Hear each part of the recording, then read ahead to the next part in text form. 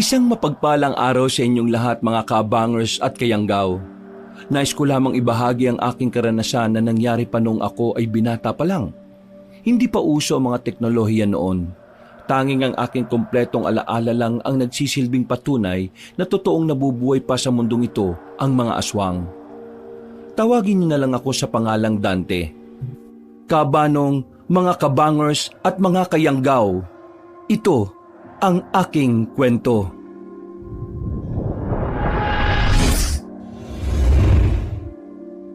Bago nga pala magsimula ang ating kwento, sana'y mapindot nyo muna ang subscribe button at ang notification bell para lagi kayong nanonotify pag may bago tayong mga kwento. At huwag nyo rin kalilimutan mag-like at comment. Napakalaking tulong po ito sa ating channel para mas makapagatid pa kami sa inyo ng mga magaganda at mga nakakapangilabot na mga kwento. At ngayon, sa ating pagpapatuloy. Ay naka, nakakapagod naman talaga ang buhay na ito. Kagagaling ko lang sa trabaho, ako pa talaga ang magpupuno ng drum na ito. Ay Diyos ko, hindi ko na talaga masa ng anak kong yun Palibasa, nagkaroon ng magandang trabaho. Akala niya siguro katulong niya na ako rito. Aling Fatima, pupunin niyo po ba yung drum na yan? Dante. Napadaan ka. Oo Kailangan kong punuin ito kasi wala nang panligo. Alam mo naman, sa susunod pa babalik ang linya ng tubig dito sa Baryo Masigla. Tulungan ko na po kayo. Ay nako, nakakahiya naman sa'yo. Tinulungan mo na nga ako nung nakaraan Tutulungan mo pa ako ngayon. Nakakaabala na. Ano ba naman kayo? Hindi naman po kasi ibang tao na kayo sa akin Magiging nanay ko na rin naman kayo balang araw. Nanay na ang tawag ko sa inyo kasi matagal na rin naman kami ni Alona. Ay, ikaw talaga. Ayos na ako na tawagin mo munang Aling Fatima. Magkasintahan pa lang naman kayo ng anak ko Tita Fatima na lang kaya para medyo maganda pakinggan.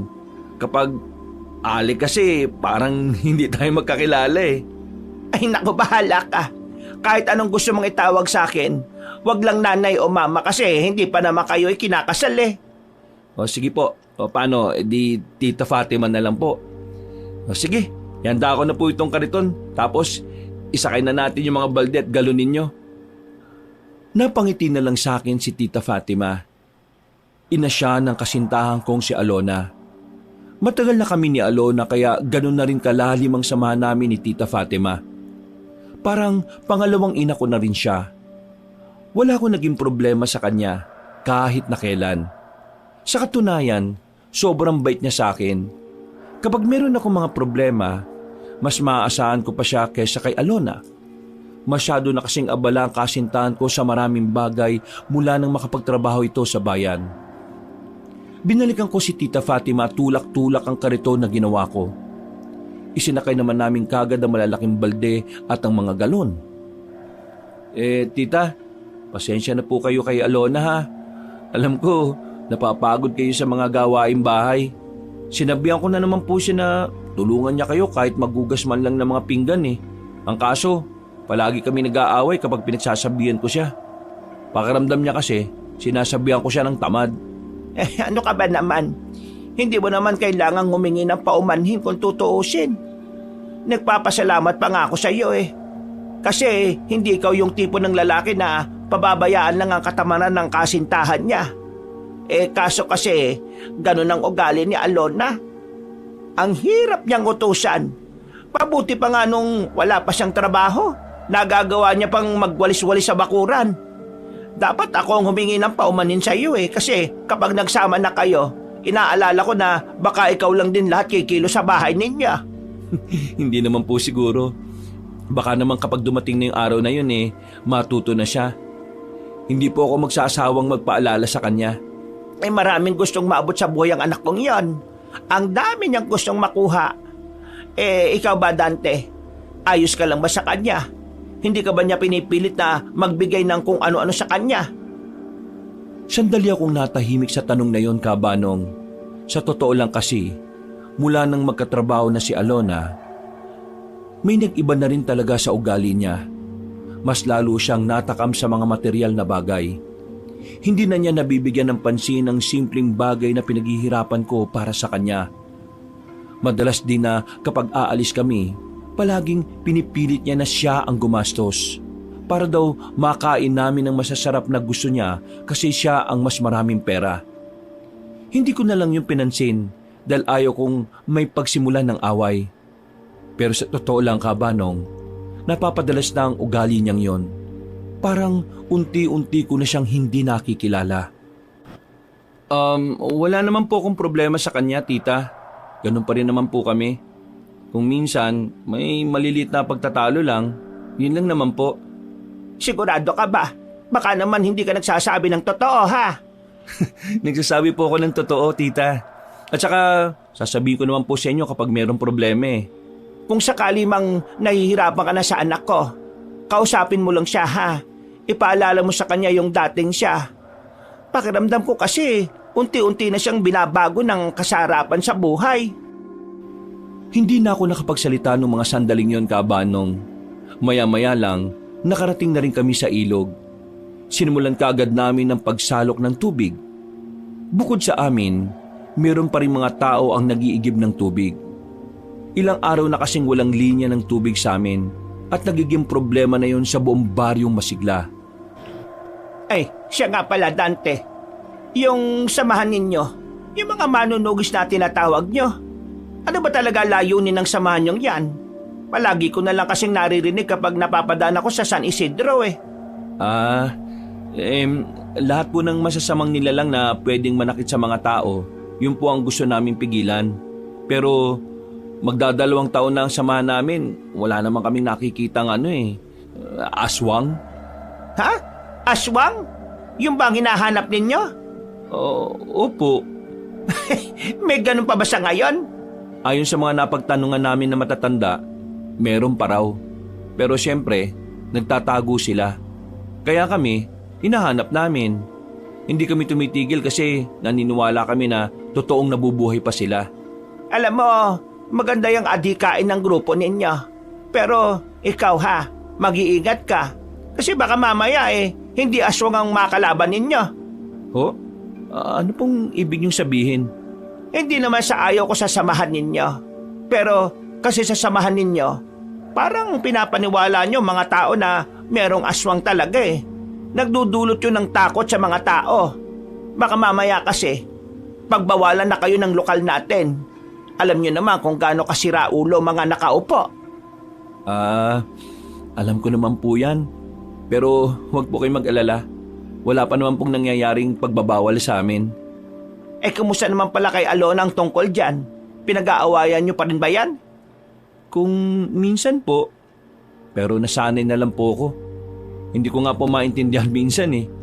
Ayaw niyang maniwala na may aswang, pero naniniwala siyang may multo. Ewan ko ba? Madalas kasing baluktot ang paniniwala ng anak kong yan eh. Ayan. Puno na po lahat ng balde. Maraming salamat ha. Sakto naman ito para mapuno ang isang drum kaya hindi na tayo babalik dito. Sige po.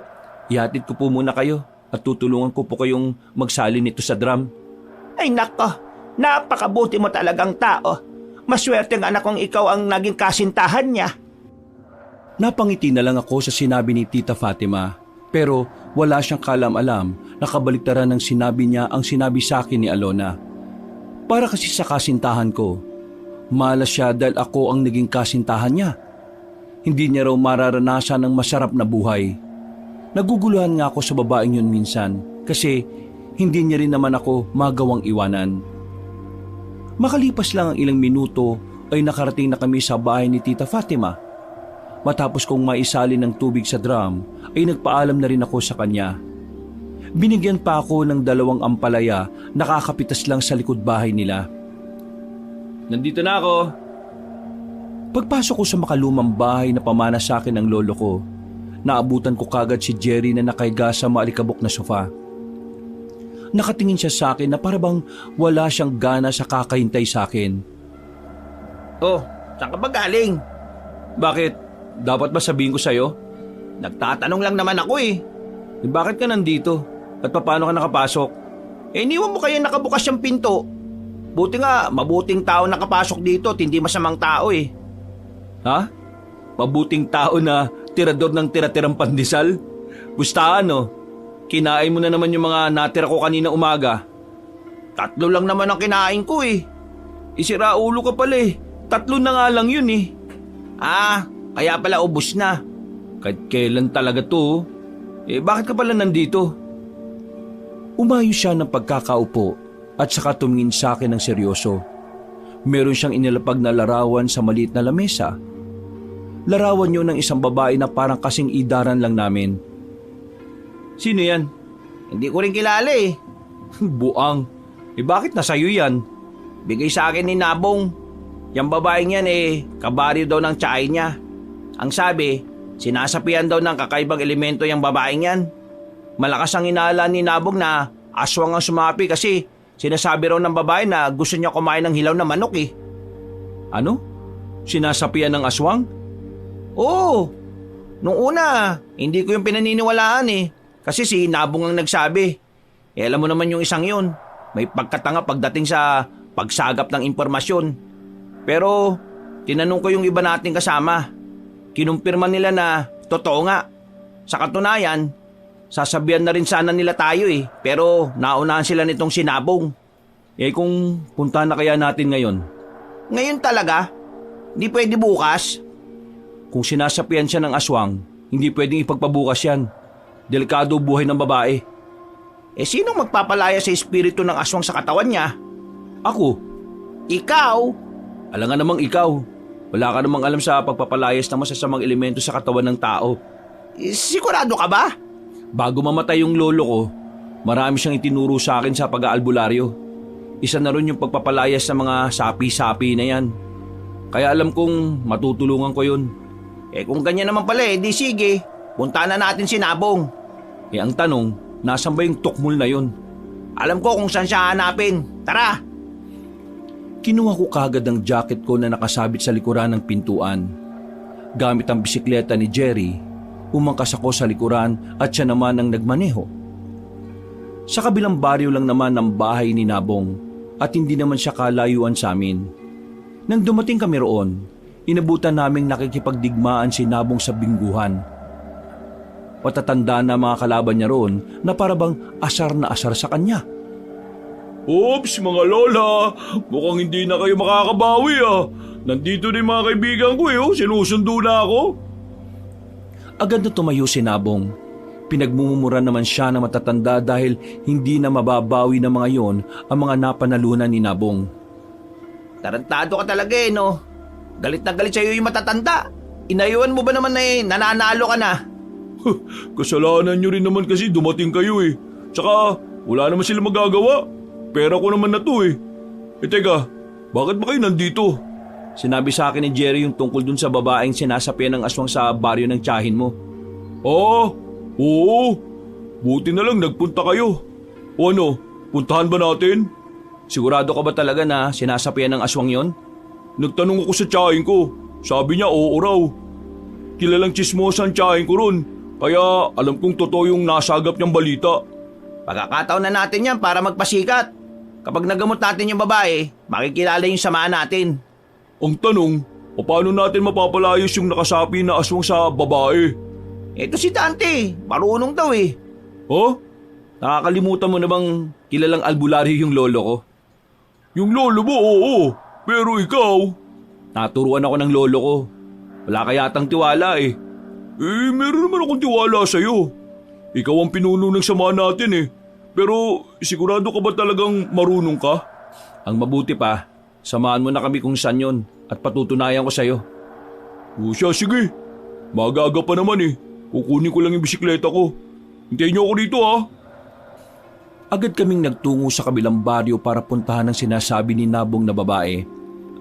Halos 5 minutong pagbibisikleta lang ay nakarating na rin kami kagad doon. Tahimik ang bakuran. Kung titingnan ang bahay na nasa harapan namin, ay parang matamlay ang atmosfera doon. Nagkibit-balikat na lang si Nabong, pero lumapit na rin kami sa bakod para patunugin ang maliit na bell na naroon. Hindi nagtagal, isang matandang lalaki ang lumabas. Ayon sa suot at itsura nito, masasabi ko na agad na isa siyang incheck. Paglapit niya sa amin, tiningnan niya muna kami mula ulo hanggang paa. Nagkatinginan naman din kaming tatlo. Hindi kasi namin inakala na yun ang lalabas. Kaya parang nagkahiyaan kami kung sino ang kakausap sa kanya, hindi naman kami marunong magsalita ng incheck. Ano? Wala ba sa inyo sasalita? Ano ba inyo kailangan? Pasensya na po. Akala po kasi namin hindi kayo nakakapagsalita at nakakaintindi ng Tagalog eh. Ako tagal na dito nakatira Pilipinas. Kaya ako marunong na rin. Ano ba inyo sadya? 8:00 na lang gabi Narito po kami para po sa babaeng si Alisa. Nabalitaan po kasi namin na Si Alisa inyo hanap? Teka. Kayo ba tutulog sa kiasawa? Mabuti naman kayo dating agad. Kasi ako hintay sa inyo nung nakaraan pa eh. Halika. Pasok kayo, pasok. Nagkatinginan agad kaming tatlo. Kahit na medyo nag-aalangan, ay sumunod na lang kami sa matandang inchik. Pinupo niya kami sa harapan ng mahabang lamesa na yari sa kawayan. Maya-maya lang, bumalik siya at may daladala ng tsaa at puto. Pinakain na muna niya kami. Habang kumakain, ang dami niyang sinabi tungkol sa asawa niya. Kinuwento niya lang ang masasayang araw nilang mag-asawa. Ayon sa kanya, dati naman daw normal ang asawa niya. Pero nagulat na lang daw siya nang biglang nagbagong pananalita at kilos nito. Sa sobrang dami ng mga sinabi niya ay hindi kami nakasingit sa kanya. Kaya nang makakuha kami ng pagkakataon, hindi na ako nagsayang pa ng oras. Narito po kami para gamutin yung asawa ninyo. Kung ayos lang po, pwede po ba namin siya makita? Sige. Halik kayo. Kayo sa masakin. Punta tayo likod bahay. Sa likod bahay nila, merong maliit na bodega ron. Pagpasok at pagbukas ng ilaw, nakita namin doon ang babaeng si Alisa na nakagapos ang paa. Makapal ang kadena na nakalagay. Nakatingin siya sa amin at nanlilisik ang mga mata. Agad ko namang inilabas ang libro at ang rosaryo na daladala ko. Kami ayos naman ito nakaraang buwan eh. Pero isang umaga paggising ko, kita ko siya ganyan na. Wala na sa sarili. Ako ba inyo matulungan na ibalik asawa ko sa dati? Wag po kayong mag-alala. Ito po kaibigan namin magagawa niya ng paraan. Mas maigi siguro kung simulan na natin. Paano nyo gamutin ang asawa ko? Tutulungan niyo po kami. Ito po ay Biblia. Hawakan niyo po. Basahin niyo po yung tala na babanggitin ko. Kayong dalawa naman mga pre, hawakan niyo yung babae sa magkabilang kamay ha. Sisimulan na natin. Pumwesto na ako sa harapan ng babae. Binuklat ko na ang librong itim. Nakapikit ako pag binabasa ang pahina habang dinadama ang paligid. Masamang elemento na pumasok sa katawan ng babaeng inosente na ito. Lumayas ka ngayon din kung ayaw mong mamatay. Hindi kita titigilan. Dahil ang kapangyarihan ng kabutihan ay mas malakas pa sa kasamaan ng kadiliman. Lumayas ka! Umalis ka! Sa ngalan ng Panginoong Hesukristo, lisanin mo ang katawan ng babaeng... Talantado! Ako ba inyo nilolok ko? Ha? Bakit po nyo ginawa yun? Sinisira niyong ritual. Ritual mo mukha mo! Bakit yung ritual asawa ko? Hindi naman siya sapi-sapi. Asawa ko may sila utak, nabaliw, nabuang, hindi sinapian. Mga sila ulo. Kayo sayang oras ko. Kayo wala respeto sa pinagdaanan ng asawa ko. Layas kayo rito, layas! Bago ko kayo tagayin aking katana. Layas! Mga buwisit! Binato niya pa ako ng Biblia sa muka. Nagmamadali kami makalabas ng bakuran nila at agad na lumayo roon. Binatukan ko naman agad si Nabong dahil sa nangyari. Mali-mali na naman kasi ang impormasyon na nakuha niya. Bulilyaso, napahiya pa kami sa matandang inchik na yon. Sa halip na makapagpabango kami ng pangalan, mukhang masisira na kami sa baryong yon. Sira ulo ka rin talaga no? Ang sabi mo sinasapian ng aswang yung babaeng yun. Nabaliw lang naman pala yun. Ano magagawa ko? Sinabi ko lang naman sa inyo kung ano yung mga narinig ni Tia tungkol sa babae. Sana man lang kasi nag-double check ka. Kung tama nga ba yung impormasyon. Langya ka Nakakaya yung ginawa natin. Napapakamot na lamang ako sa ulo ng dahil sa nangyari. Makailang beses namin pinagbababatukan si Nabong dahil sa kahihiyan. Napatambay na lang kami sa ilog kahit na lumalalim na rin ang kinagabihan. Walang ya. Naiinis pa rin ako. Nakakabas yung ginawa natin. Kahit ako yung matandang inchik magagalit din ako kanina. Una, kasalanan ko na. Pero yun lang din naman kasi yung sinabi sa akin ni Tia Ang bihira ka. Kaya pala unang tingin ko pala sa babae parang may mali na Yan ang balak natin ngayon. Di balik sa dati. Isipin na lang natin na hindi nangyari yun. Kapag kumalat hanggang sa atin yung ginagawa natin, anong gagawin natin? Ipagdasal na lang natin na sana hindi. Kasi kapag nalaman ng iba yan, tapos tayo. Sira-sira tayo. Pwede bang iba na lang ang pag-usapan natin? Pakiramdam ko sinisisi niyo ako Diyos ko. Oo, sinisisi ka talaga namin. Alam nga namang sisihin namin tiyahin mo.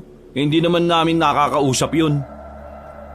Sumaglit lang kami sa tambayan doon at maya-maya lang din ay naisipan na rin naming umuwi.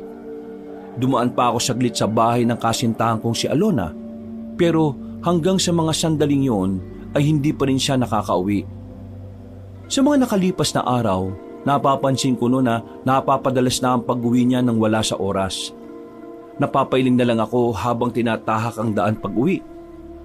Nang malapit na ako sa bahay namin, saka ko nakasalubong si Alona.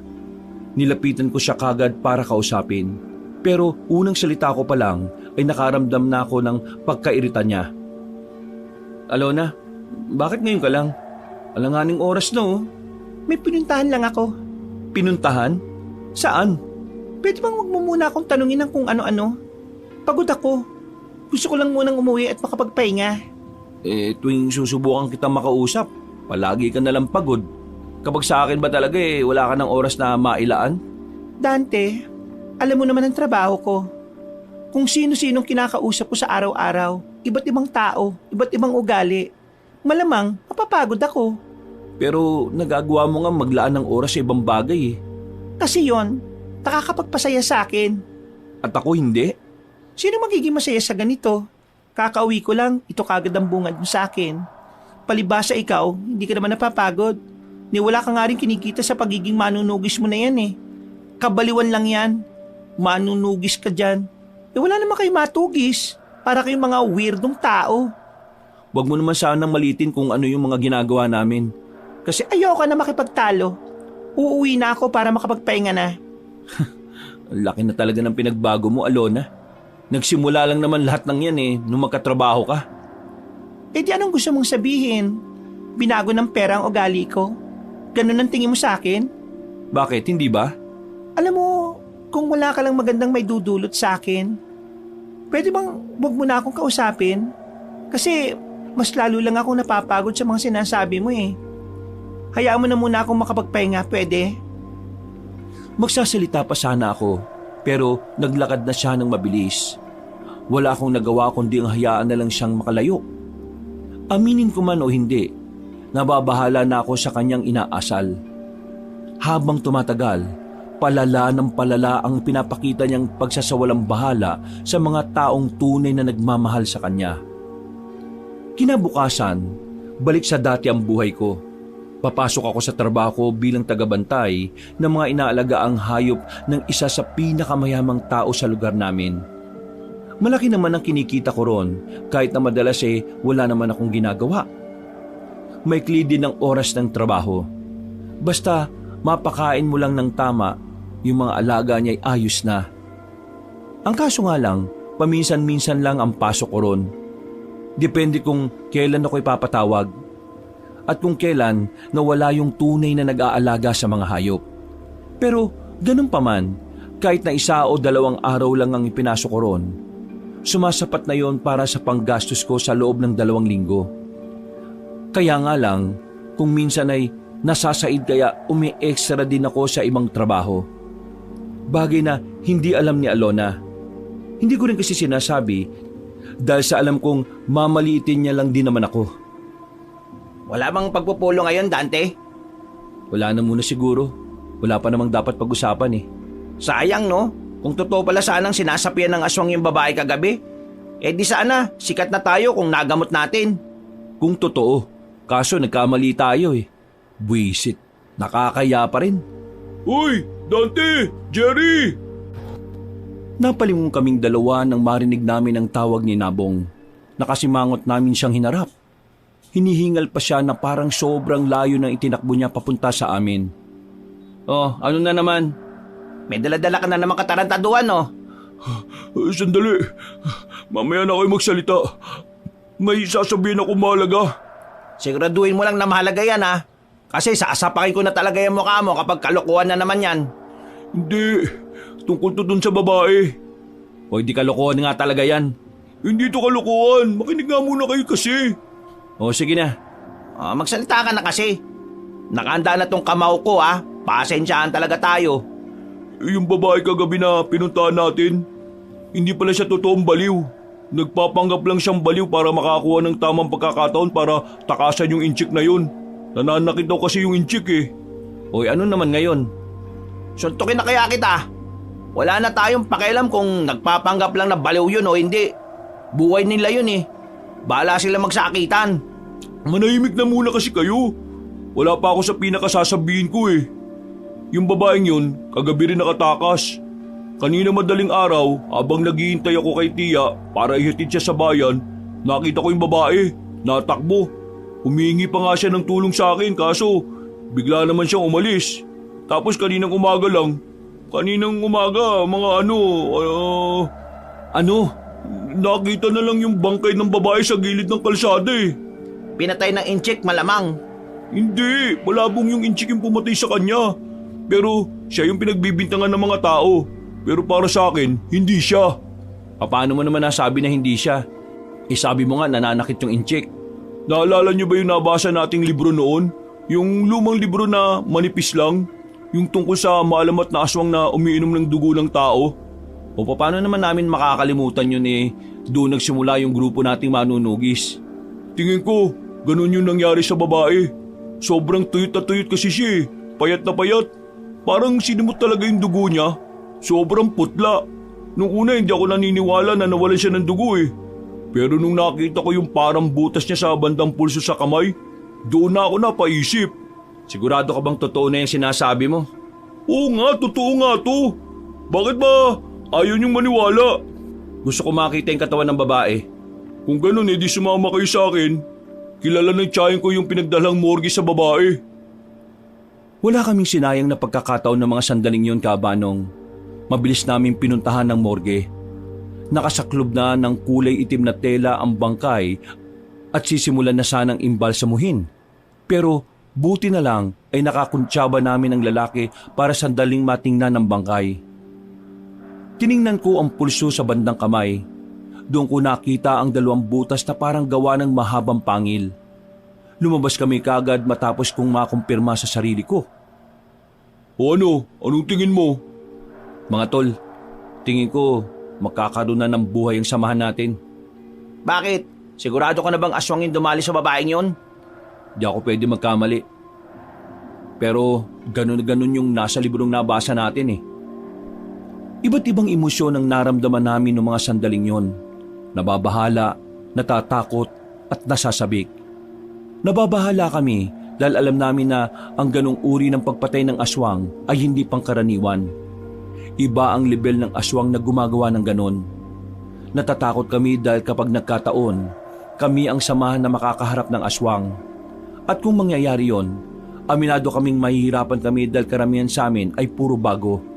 Pero sa kabilang banda, nakakaramdam din naman kami ng kasabikan. Dahil kung sakaling mapatay namin ang aswang na yon, paniguradong makikilala ang samahan na binubuo namin. Dahil sa posibilidad na baka aswang nga ang pumaslan sa babae, napatawag agad ako ng pagpupulong. Lahat ng miyembro ng samahan namin ay inabisuhan namin para sa posibilidad na inkwentro sa mga aswang. Kinagabihan, sinimulan namin ang pagroronda sa kagubatan. Nilibot namin ang kasukalan ng gubat, kung saan-saan na rin kami nagsusuot. Inabot na kami ng madaling araw sa kakahanap sa aswang. Pero sa kasamaang palad, wala namang kaming napala. Kahit na bakas lang ng aswang ay wala kaming nakita. Bandang 4:00 na ng madaling araw nang mag-uwi na ang mga kasamahan namin. Noong mga sandaling yon, nagpaiwan na muna kaming 3 sa ilog para magpahinga. Napagod lang tayo. Wala naman tayong napala sa pagroronda natin. Hindi naman natin agad mahahanap ang aswang sa isang ronda lang. Kaya kung hindi natin siya nakita ngayon, siguro sa ibang araw. Tama si Dante. Hindi lahat nakukuha sa isang subok. At saka, aswang ang hinahanap natin. Alam naman natin na ang aswang ay mailap sa mga tao. Magtatago talaga ang mga yun. Pero paano kung malakas ang aswang na hinahanap natin at mapahamak lang tayo? Bakit? Ngayon ko pa ba nag-aalinlangan? Naduduwag ka na ba ngayon? Kung kailan malapit na nating makamit yung pagkilala na matagal na nating inaasam? Hindi ako natuduwag. Sinasabi ko lang delikado na wala tayong alam sa hinahanap natin. Ang alam lang natin, aswang siya na umiinom ng dugo. Yun lang. Kaya nga natin hinahanap para magkaroon tayo ng nalalaman tungkol sa aswang na yun eh. Pambihira ka naman oh. Ito lang ang tanging paraan para mas lumawak ang pangunawa natin tungkol sa mga aswang. Ang makita sila ng aktwal. Kung sa bagay. Pero naawa pa rin ako dun sa babae. Sinasaktan na nga siya ng inchik na yun. Dinali pa siya ng aswang. Napakasaklap ng buhay niya. Ganun talaga. Napunta siya sa siraulong tao Ay, siya nga pala. Hindi ba natin sasabihin sa iba na baka aswang yung dumali sa babae? Alam mo naman na hindi lahat ng tao dito sa atin bukas sa usaping aswang. Magiging katatawanan lang tayo sa iba. At baka makaabala pa yun sa paghahanap natin sa aswang.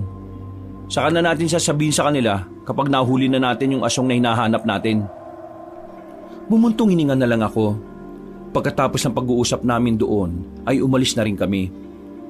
Humiwalay na ako sa kanila at dumaan ako sa bahay nila Alona. Pero ang nanay niya lang ang nadaanan ko roon. Nakita kong naglalaga na yun ng mga paninda niyang kamote para sa almusal. Bukod kasi sa pagtatrabaho at mga gawaing bahay, nagbebenta rin yun ng mga kakanin at kamote kapag walang ginagawa.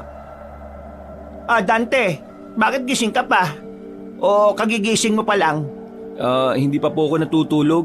Meron lang po kaming pinuntahan ng mga kaibigan ko. Ay, ganun ba? O halika, pasok ka muna. Sakto maluluto na itong kamote. Nakakain ka ba ng kamote? Opo. Masarap nga po yan lalo na kung isasawsaw sa asukal. Wala ka talagang arte sa katawan kahit na kailan. Mabuti ka pa. Si Alona, napaka-arte sa pagkain. Nagkausap na po ba kayo ngayon? Ngayon, hindi pa nga nauwi. Baka mamayang maliwanag na yun umuwi. Hindi pa ho nauwi? Sobrang wala na sa oras Kaya nga ewan ko ba sa babaeng yon? Hindi ko alam kung bakit bigla na lang naging ganon ang ugali niya. Sobrang huli na uuwi tapos paggising aalis na kagad. Hindi man lang ako ginising para magpaalam. Teka, may naging problema ba kayo kaya siya ganon? Nito lang, nagkasagutan kami kasi pinuna ko rin yung pag-uwi niya nang wala sa tamang oras. Bago pa yon, ganon na po talaga siya. Palagi rin siyang iritado kapag mag-uusap kaming dalawa. Ano kaya nangyayari sa batang yon? Kapag kinakausap, sasabihin lang niya na pagod siya. Ay nako, nag-aalala na ako. Wag po kayo mag-alala. Kapag nakita ko siya, kakausapin ko po ulit siya. Baka naman mas lalo lang kayo mag-away. Ako na pong bahala doon. Bumiti na lang ako kay Tita Fatima noong mga sandaling yon, Kabanong. Pero sa loob-loob ko ay nababahala na rin ako sa mga ikinikilos ng kasintahan ko. Makalipas pa ang halos isang linggo, ganun at ganun pa rin ang ugali ni Alona. Kahit na anong pakiusap ko sa kanya, hindi niya talaga ako pinakikinggan. 7:00 ng gabi, pumunta ako sa bayan. Pista noong mga sandaling yon. Meron kasi akong dating kakilala na nag-imbita sa akin sa bahay nila. Papasok na sana ako sa isang barangay doon. Nagulat na lang ako nang biglang lumitaw si Nabong at Jerry sa gilid. Hinirangan nila ako na parabang ayaw nila akong papasukin doon. Oh, bakit kayo nandito? Anong ginagawa niyo rito? Oh, malamang, nakikipista rin. Tara, uwi ka na. Buwang ka ba? Kararating ko lang. Pupunta ako sa kakilala ko. Saan? Dito? Malamang, alang-alamang doon. Uwi na lang tayo, baka mamaya kung ano pa makita mo. Ha? Tara na. Teka nga, bakit niyo ba ako pinipigilan pumunta rito? Kayo lang ba pwedeng dumalo sa mga ganitong pista? Nga kayo makulit? Nauna na akong naglakad sa kanila. Pero sinundan pa rin nila ako at pilit na hinaharangan. Nang mapatingin ako sa isang bakuran, nakita kong ilang grupo na nag-iinuman doon. Nagtaka ako nang makita ko si Alona na naroon. At ang pinagtataka ko pa, may isang lalaking nakaakbay sa kanya. At base sa nakikita ko, mukhang masaya siya sa ginagawa ng lalaki. Ilang minuto na muna akong hindi nakapagsalita. Natulala at hindi alam ang gagawin.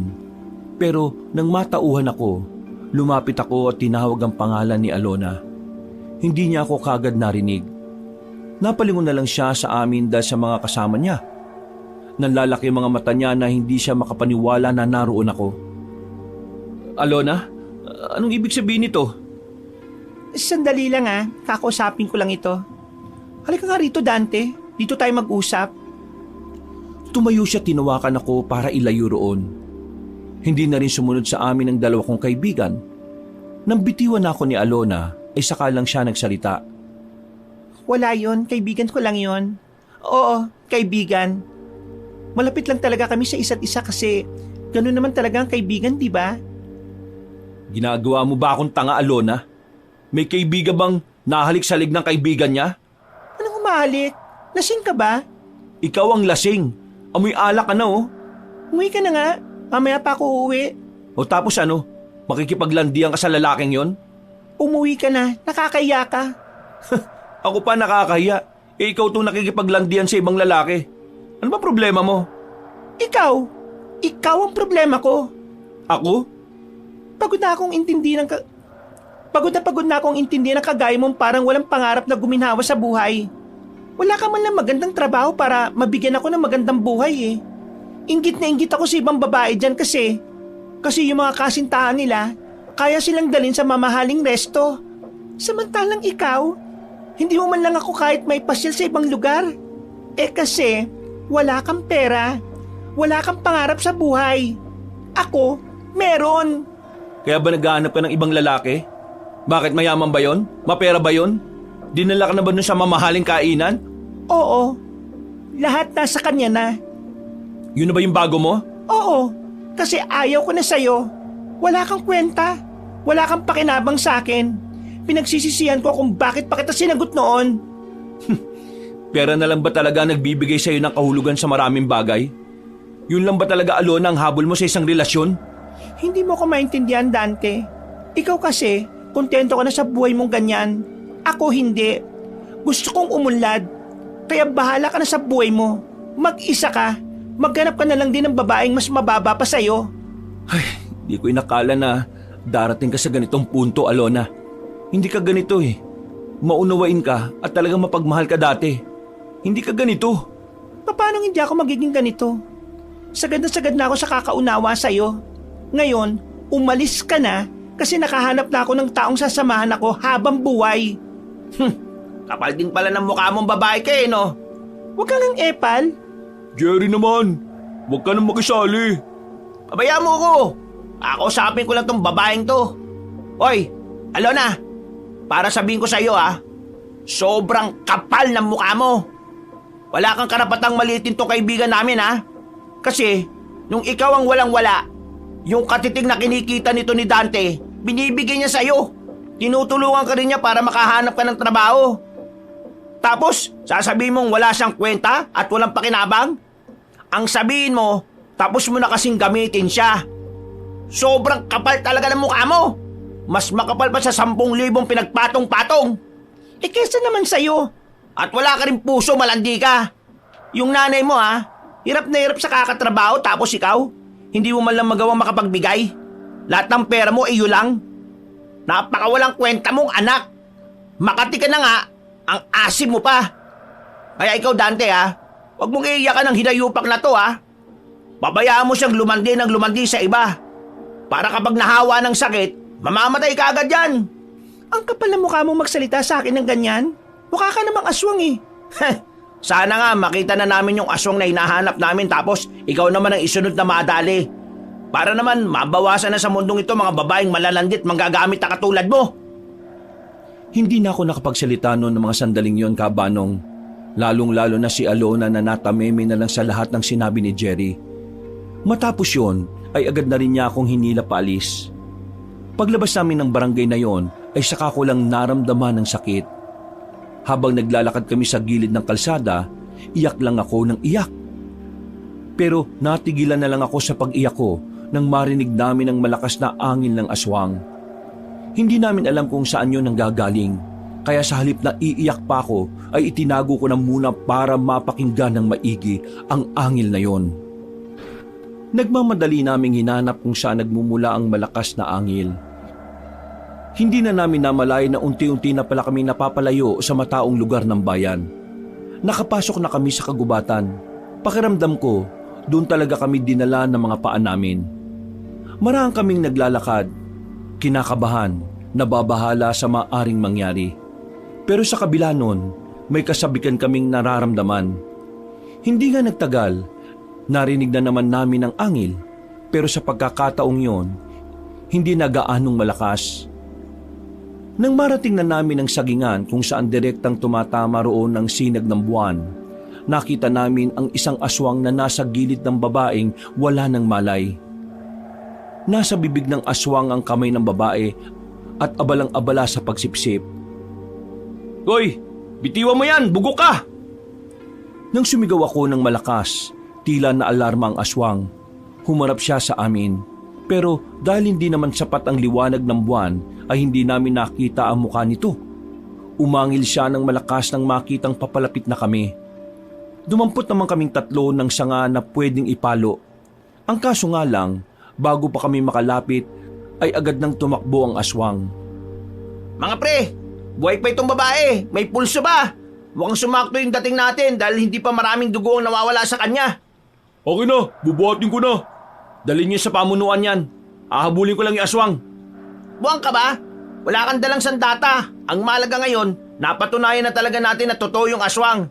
Na totoong nagbalik na sila. Unahin na muna natin tong babae. Kahit nasabik na akong makaharap ang aswang noong mga sandaling yon, Kabanong, ay nakinig na lang ako kay Jerry. Dinala namin ang babae sa harap ng pamunuan ng bayan. Inilagay namin ang babae sa daan nang walang nakakakita sa amin. Maya-maya lang, may mga nakakita na sa babae at agad naman itong inasikaso. Pwede naman nating sabihin na tayong nagligtas sa babae. At pwede rin nilang isipin na tayong may gawa nun sa kanya. Lalo pat hindi naman sila naniniwala na aswang ang may kagagawa nun sa babae. Ang mahalaga naman ngayon, nailigtas natin siya. Sayang, hindi natin nahabol yung aswang kanina. Sa susunod, hindi ko nahahayaan na makawala pa siya sa atin. Huwag ka pa dalos-dalos, pre. Kanina, hindi ko alam kung bakit sobrang lakas ng kaba ko. Pakiramdam ko talaga, hindi pangkaraniwan yung aswang na yun eh. Hindi man namin napuksa ang aswang, ay naging masaya na rin kami kahit na papaano. Umuwi kami sa baryo namin, at nang mag-isa na lang ako, naalala ko na naman ang ginawang panluloko sa akin ni Alona. Napapailing na lang ako. Wala nang luhang lumalabas sa mga mata ko. Ang kalungkutan ay napalitan na rin ng galit. Dahil sa engkwentro namin sa aswang, mas lalong naging ganado ang samahan namin. Pinagtatawanan man kami ng mga tao dahil sa mga kwentong kumakalat, hindi na lang din namin sila inintindi. Sinimulan na rin namin ang matinding pagsasanay bilang paghahanda sa paghaharap namin sa aswang. Kahit papaano ay nagkaroon ng magandang progreso ang mga ginagawa namin dahil lahat sila ay natututo naman. Oh, sige na mga kasama. Umuwi na kayo. Magpapahinga lang kami rito at uuwi na rin kami. Diretso bahay ah. Hindi yung puro katarantaduhan pa ang gagawin nyo. Kami na ano ng mga asawa nyo eh. Mga tol, maraming salamat ah. Ha? Salamat saan? Sa pagsama niyo sa akin sa pagbuo ng samahan natin. Buwang ang putik. Hindi mo naman kailangan magpasalamat eh. Gusto rin naman namin itong ginagawa namin. Di ba, Jerry? Oo nga. Para ka namang iba eh. Basta, nararamdaman ko, malapit ang makilala ang samahan natin. Malapit na natin makasagupat mapatay ang aswang na yon. Kaya kailangan natin pagandaan ang araw na yon. Natigil lang ang usapan namin nang biglang may napansin kaming matandang lalaki na naglalakad. Normal naman ang kasuotan niya. Meron siyang daladalang tungkod, malinis ang muka at talaga namang walang kahit na anong bigote o balbas. Akala namin ay dadaan lang talaga siya, pero nagtaka kami nang huminto siya sa harapan namin. Ano pong kailangan nyo? Mga manonogis kayo? Teka, paano mo nalaman? Kanina ko pa kayo pinanonood eh. Ibig sabihin, nasa paligid ka lang mula kanina? Ano ang layunin ng inyong samahan? Bago namin sabihin sa inyo, pwede ba naming malaman muna kung sino ka? Huminga ng malalim ang matandang lalaki at tumingin sa malayo. Humiti siya sa amin na parabang matagal na niya kaming kilala. Umupo siya sa malaking bato at saka muling nagsalita. Sabihin na lang natin na isa akong albularyo. Isa kang albularyo? Ngayon, sabihin nyo naman sa akin kung anong layunin ng inyong samahan. Gusto namin makilala ang samahan namin. Kaya nga gustong-gusto naming mahuli ang aswang na yun eh. Makilala ang inyong samahan sa pamamagitan ng paghuli sa isang aswang? Dito sa amin, kahit na meron namang naniniwala sa mga aswang, mas marami pa rin kasi talaga ang pinagtatawanan lang kami. Kaya gusto naming mapatunayan sa kanila na totoong layunin ang ginagawa ng samahan namin. Na totoo ang sinasabi naming mga manunugis. Hindi magtatagumpay ang inyong samahan kung mababaw ang inyong layunin. Mababaw? Uy, Manong, huwag naman ganyan. Pinaghihirapan namin ang mga ginagawa namin tapos sasabihin mo lang na mababaw. Kung wala po kayong masasabing maganda, mas mainam na pong umalis na lang kayo. Hindi. Hayaan natin siya magsalita. Ang mga tungkulin na may kinalaman sa pagkamit ng kapayapaan ay may mas malalim na dahilan. Malalim na dahilan? Kapag nalaman nyo ang pinakadahilan kung bakit kailangan nyong labanan ng aswang, doon nyo mas maiintindihan kung ano ba talaga ang papel nyo sa mundo. Teka, sandali. Dati ka bang manunugis? Kung marami kang nalalaman sa mga aswang ah. Hindi lang marami. Sobrang dami. Kayo, bagito pa kayo sa paningin ko. At sa nakikita ko, walang patutunguhan ng samahan ninyo dahil sa kababawan ninyo. Iba na tabas ng dila mo, tanda ah. Anong tinawag mo sa akin? Ikaw kasi, masyado ka mayabang. Akala mo naman kung sino kang magsalita. Nagulat na lang kami nang biglang hawakan ng matandang lalaki ang kwelyo ni Nabong. Agad naman ding umalma ang kaibigan namin. Nang akmang itutulak niya sana ang matandang lalaki ay nabigla kami sa sumunod na nangyari. Nahawakan ng matanda si Nabong sa kamay at biglang walang kahirap-hirap na binuhat at binalibag. Sa nakita namin, parang hindi yun gawain ng isang matanda. Hindi ka panipaniwala na nagawa niyang ibato si Nabong ng parang papel lang. Paano mo nagawa yun? Bago pa kayo isinilang sa mundong ito, alam ko na ang papel ko sa mundong ito mula nang kalabanin ko ang mga nilalang na yon. Kung gusto niyong magtagumpay, burahin niyo ang pansariling interes at isaalang-alang ang mas makabubuti. Teka, sandali lang. Pwede ka ba namin maging master? Master? Master? Seryoso ka ba? Binalibag niya nga ako eh. Nararamdaman ko na matutulungan mo kami. Kaya pwede mo ba kaming turuan ng mga nalalaman mo? Mga bagay na may kinalaman sa pagtugis ng aswang. Handa kaming matuto. Huminga ng malalim ang matandang lalaki. Tumingin siya sa amin ng seryoso. Sandaling napailing at saka tinapik ako ng mahina sa balikat. Bukas, dito rin. Magkita-kita tayo rito. Naglakad na paalis sa matanda. Hindi ko alam pero may naramdaman akong saya noong mga sandaling yon. Pakiramdam ko, marami talaga kaming mapapala sa matandang yon. Nakalimutan ko nang itanong ang pangalan niya. Sinubukan ko siyang habulin pero hindi na namin siya nakita. Loko matanda yun ah. Mukhang hindi talaga siya pangkaraniwan. Bukas, pupunta tayong 3 ah. Walang dahilan para hindi magpunta. Matapos niya akong ibalibag? Kasalanan mo rin naman kasi, sira ulo ka eh. Naglakad na lang kami pauwi. Habang naglalakad kami, hindi namin maiwasang hindi pag-usapan ng aswang. Nalibang na kami sa pag-uusap, kaya naiba na rin ang direksyon namin. Laking pagtataka rin namin dahil hindi naman kami naligaw doon noon. Malapit lang din kasi yon sa baryo namin. Maalang ya, pinaglalaro na yata tayo ng mga engkanto eh. Kanina pa tayo dito lakad ng lakad pero wala pa rin tayo sa kalsada. Hindi kaya naingayan sila sa atin? Mga engkanto, kung naririnig nyo kami, nakikiusap ako sa inyo. Huwag nyo naman kaming paglaruan oh. Kailangan namin makauwi sa amin dahil may kailangan din kaming gawin bukas. Walang kahit na anong tugon sa amin. Ipinagpatuloy na namin ang paglalakad. Sa hindi namin malamang dahilan, meron na kaming natanaw na isang lumang tulay. Isang tulay na hindi naman namin nakikita noon. Kaya naman labis ang pagtataka namin. Pero dumaan pa rin kami roon. Sa paglalakad pa namin, meron na kaming natanaw na isang lumang bahay rin. 2 palapag ang bahay. At kahit luma na yon, katakataka na medyo may kalinisan ng bakuran. Hindi kami kagad lumapit. Nag-obserba muna kami. Nang akalain naming wala namang tao, marahan kaming naglakad palapit habang nakahawak sa mga sandata namin. Papasok pa lang sana kami pero nakita na lang namin ng isang matandang lalaki na lumabas sa pintuan. Hindi namin makita ang mukha dahil madilim sa parting yon. Sino kayo at anong ginagawa niyo rito? Ikaw ang dapat naming tanungin yan. Sino ka? Anong ginagawa mo sa bahay na yan? Ako ang may-ari ng bahay na ito. Kaya kahit na anong oras ay pwede akong magpunta rito. Sandali, manunugis ba kayo? Paano mo nalaman? Hindi sumagot ang matandang lalaki. Biglang namayani ang katahimikan. Nakaramdam na lang kami ng kaba at nadagdagan pa ito dahil sa malamig na simoy ng hangin. Kinutuban na ako ng masama.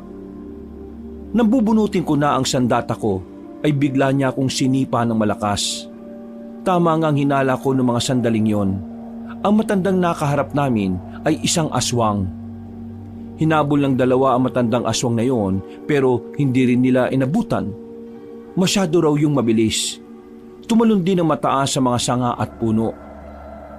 Buwisit, siguro siya yung aswang na nakita nating humihigop ng dugo sa babae. Kung pagmamayari niya nga yung bahay na ito, pasukin natin sa loob. Baka meron tayong malaman tungkol sa kanya. Pumasok kami sa bahay na yon.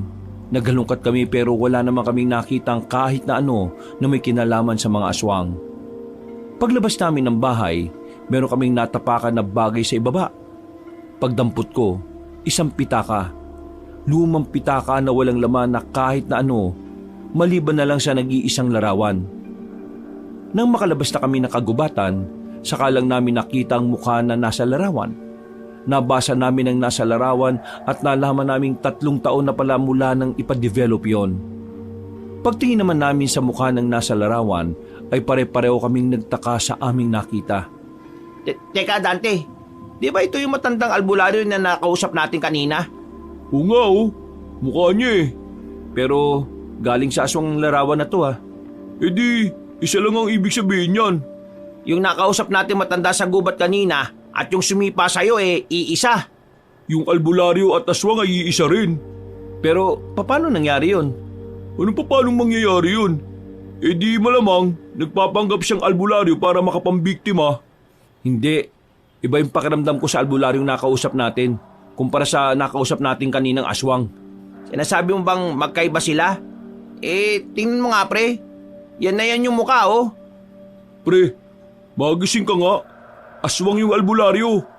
Kamukhang kamukha niya yung nandyan sa larawan. Paano yan? Pupunta pa ba tayo bukas? Kung totoong aswang ngayong albularyo na nakausap natin, yun ang pagkakataon natin para mahuli siya. Samantalahin na natin. Kinabukasan ng hapon, wala kaming sinayang na oras. Kahit na kinakabahan at medyo nababahala, pumunta kami sa napag-usapang lugar kung saan kikitain namin ang matandang albularyo. Dala-dala rin namin ang mga sandata namin at sa katunayan, napagplanuhan na rin namin kung papaano siya huhulihin. Pagdating namin sa lugar ay wala pang matanda. Kanina pa tayo dito. Darating pa kaya yung siyang yun? Baka hindi na. Nabuko na natin yung tinatago niyang sikreto eh. Nararamdaman ko darating siya. Kaya ihandaan niyo yung sarili niyo. Kakayanin ba talaga natin siya? 3 tayo, mag-isa lang siya. Kung sabay-sabay tayong aatake sa kanya, hindi yun magiging mahirap para sa atin. Naghintay pa kami ng halos kalahating oras. Saktong 5:00 ng hapon, nakita na namin na matandang lalaki. Ganun na ganun pa rin ang suot niya.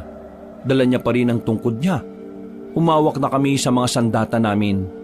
Napansin niya yon, kaya tumigil siya ng ilang metro na lang ang pagitan namin sa kanya. Sandali, ano nangyayari? Diyan ka lang muna. Meron lang kami itatanong sa'yo. Sagutin mo lang na maayos. Magpakatotoo ka. Kung hindi, mapipilitan kaming paslangin ka ngayon din. Paslangin? Totoo ba talagang albularyo ka o nagpapanggap ka lang para makapambiktima ka? Ha? Anong pinagsasasabi mo? Sumagot ka! Isa akong albularyo at matagal lang ganito ang ginagawa ko. Kung isa kang tunay na albularyo, anong ginagawa mo sa bahay na yon? Saang bahay? Huwag ka na magkaila pa. Nagulat na lang kami nang biglang umatake na si Nabong. Tinaga niya matanda pero agad din naman yung nakailag.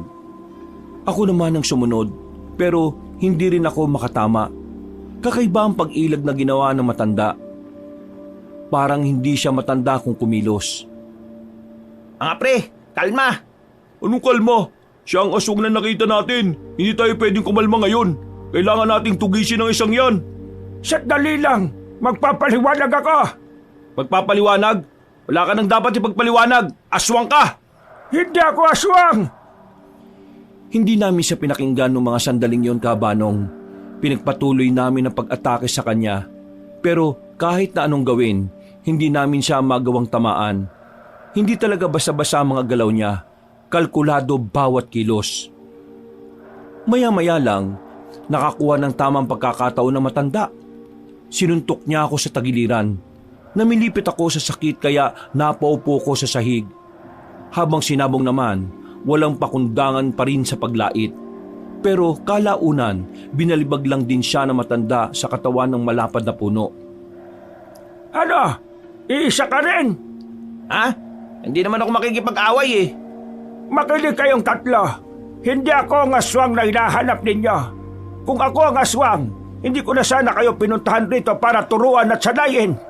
Kung hindi ka aswang, paano mo ipapaliwanag ang larawan na nakita namin? Ang aswang na nakita nyo na kamukhang kamukha ko ay ang aking kakambal. Kakambal? Kakambal? Malaking kalokohan. Palusot lang yan ng mga taong nahuhuli na. Kung ayaw nyong maniwala, tingnan nyo ang larawan na ito. Inabot sa akin na matandang isa pang larawan na kung saan naroon siya at isa pang kamukha niya. Dahil doon ay tuluyan na rin kaming nakumbinsi. Napapakamot na lang kami ni Nabong sa ulo dahil sa kahihiyan. Hindi na tuloy kami makatingin ng mata sa mata. Ang kulit nyo kasi, sabi ng kumalma kayo eh. Pasensya na po ah. Hindi namin alam. Ang naisip lang talaga namin kanina mapuksa ang aswang eh. Naiintindihan ko. Kahit di naman sino ay aatakin ako kung talagang kamukhang kamukha ko ang aswang. Pero ang larawan na nakita nyo sa bahay na yon ay kuha niya nitong mga nakaraang taon lang. Kaya talagang kamukhang kamukha niya na ako ron. Teka, bakit ka nagkaroon ng kakambal na aswang? Siya lang ba ang aswang sa pamilya ninyo? Mga bata pa lang kami.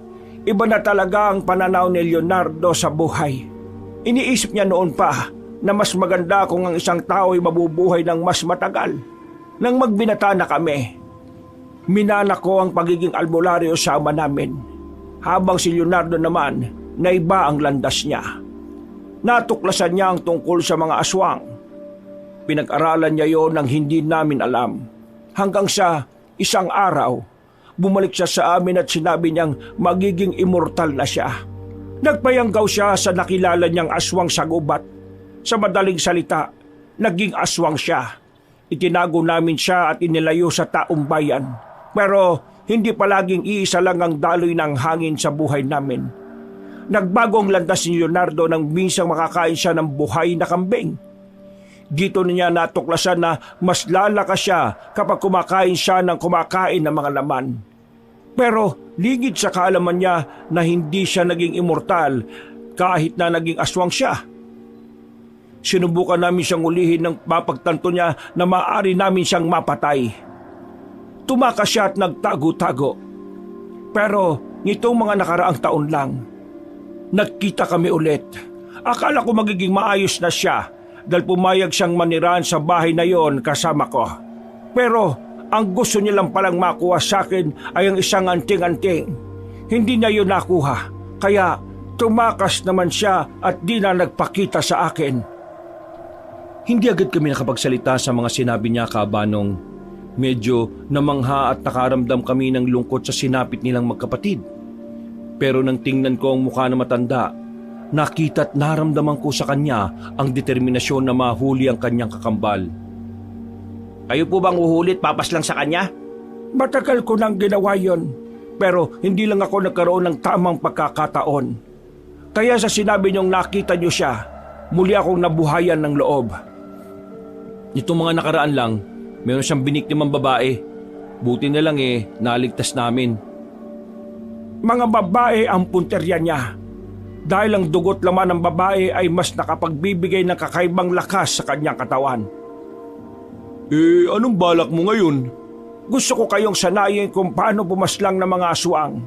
Kailangan ko ng mga makakatulong sa akin. Dahil nararamdaman ko sa mga susunod na araw, hindi lang si Leonardo ang makikita nating aswang sa lansangan. Ibig niyo bang sabihin? Marami ang mga aswang, pero naghihintay lang sila ng tamang pagkakataon. Ano ba talaga ang motibo nila sa mga tao? Ang tanging layunin na nakikita ko, magpapalakas sila ng magpapalakas gamit ang mga tao. At yun ang dapat nating pigilan. Ngayon, sabihin niyo sa akin, handa ba kayo magsanay sa ilalim ng aking pamumuno? Nagkatinginan kami magkakaibigan. Pare-pareho kaming sumang-ayon doon. Alam namin na kailangan namin ng tulong ng isang veteranong mangpupuksa ng mga aswang. Kalaunan, sinabi na rin niya ang kanyang pangalan. Siya daw ay si Mang Carpio, isang malakas at mahusay na albularyo na manunugis. Buong buhay niya ay inialay niya sa kanyang tungkulin.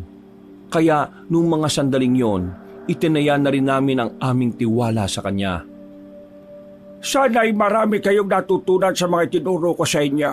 Pero hindi pa dyan nagtatapos ang lahat. Bukas ay meron din ako ituturo sa inyo ng mga bago. Hindi ko kayo titipirin sa mga kaalaman dahil nakikita kong mabilis kayong makasunod sa akin. Maraming salamat po ulit, Mang Carpio. At pasensya na po talaga kanina. Huwag niyo nang isipin ang bagay na yon. Ang mahalaga ay magkakasundo tayo. Wag po kayo mag-alala. Yung tinuro niyo po sa amin ay ituturo din namin sa iba pa namin kasama. Sigurado mas lalong lalakas ang loob ng mga kasama namin kapag nakakuha na sila ng bagong kaalaman. At sana, mas dumami pa tayo. Pero ito lang ang gusto kong ipaalala sa inyo. Huwag na huwag kayong magiging kampante. Ngayong sisimulan nyo ng pasukin ang tunay na laban. Kahit na pagtulog nyo ay dapat alerto kayo. Napabuntong hininga na lang kami at napatango sa kanyang sinabi. Matapos ang pag-uusap namin, ay nagpaalam na rin si Mang Carpio sa amin. Kami naman ay naglakad na din pauwi. Habang tinatahak ang daan, hindi namin maiwasang hindi pag-usapan na matanda. Kahit kasi napatunayan namin hindi naman siya aswang, pakiramdam namin ay may kakaiba pa rin sa kanya. Alam nyo, parang may kapangyarihan si Mang Carpio. Napansin ko nga rin kanina Parang hindi siya napapagod. Tapos nakita niyo yung talon niya? Hindi normal Nadinig niyo naman kanina, di ba? Meron siyang anting-anting na gustong kunin ng kakambal niya. Baka kanina, yun din ang gamit niya. Naiisip ko nga rin paano niya kaya papaslangin ng aswang na yun kakambal niya yun. Baka kaya niya tayo kinailangan kasi gusto niya na tayo ang pumaslang sa aswang na yun. Kasi di ba, kapatid niya rin yun kahit na anong mangyari. Mahirap yun para sa kanya. Oo, may punto ka rin sa wakas. Bago ko ubuwi sa amin ay napadaan ako sa bahay nila Alona. Kagaya ng dati, wala na naman siya roon kahit gabing-gabi na. Tanging si Tita Fatima lang ang nakita ko roon. Hindi ko na lang sana papansinin si Tita Fatima dahil gusto ko na rin makapagpahinga. Pero nagulat ako nang bigla niya akong tinawag. Dante, alika rito. Oh, Tita Fatima, bakit po gising pa kayo? Hindi kasi ako inaantok Iniisip ko kasi kayo ng anak ko. Ano ba nangyayari, Dante? Kaninang umaga sinabi sa akin ni Alona na wag na raw kita papupuntahin dito sa bahay. Nag-away na naman ba kayo? Tita, ang totoo niyan, nakikipaghiwalay na po sa akin si Alona. Ha? Bakit naman? Pambihirang babae naman yon. Mas maganda po siguro na sa kanya nyo na lang po itanong. Diyos ko, iho. Pasensya ka na sa anak ko, ha? Ang laki na talaga na ipinagbago niya. Ikaw pa itong nahirapan at nasaktan. Ayos lang po. Naiintindihan ko naman ang dahilan niya Pero wag po kayong mag-alala. Kahit wala na po kami ng anak nyo, palagi pa rin po akong nadirito para silip-silipin kayo. At kung sakaling meron kayong kailangan, nandito lang din po ako para tumulong. Hindi ko talaga maintindihan sa anak ko kung bakit ayaw niya sa isang katulad mo. Napakabuti mong tao. Siguro po, hindi talaga sumasapat ang kabutihan. May mga parte talaga ng buhay natin na kailangan nating tanggapin na panandalian lang ang ibang tao sa atin. Ang mahalaga naman po para sa akin, masaya siya at ligtas siya. Basta, ako nang humingi ng paumanhin sa iyo, Dante. Ayos lang po yun. Kayo rin po, mag-iingat po kayo palagi ha. Ikaw, kumusta ka naman? Meron na ba kayong mga nakalaban na aswang? Nagtaka ako sa biglang tanong niya ng ganong bagay. Napansin ko rin sa mukha niya na parabang nababahala siya at patingin-tingin sa paligid. Hinawakan ko siya sa balikat at sinubukan ko siyang pakalmahin. Bigla na lang kasi siyang nataranta. Bakit po tita? Ano pong problema? Kanina kasi, nanggaling ako sa kaibigan ko sa kabilang baryo. May mga narinig akong usap-usapan doon. May namataan daw silang mga aswang sa gubat. May mga hila-hilang tao na wala ng buhay. Nung una, akala ko chismis lang. Pero napatunayan kong totoo yon kasi nasa lugar din pala na yon yung pamilya ng mga biktima. Dante, nagiging totoo na talaga ang mga nilalang na yon. Hindi naman kita anak pero nag-aalala ko para sa iyo. Pati na rin sa mga kasamahan mo. Hindi niyo po kailangan mag-alala. Nakahanda po kami sa paparating na problema.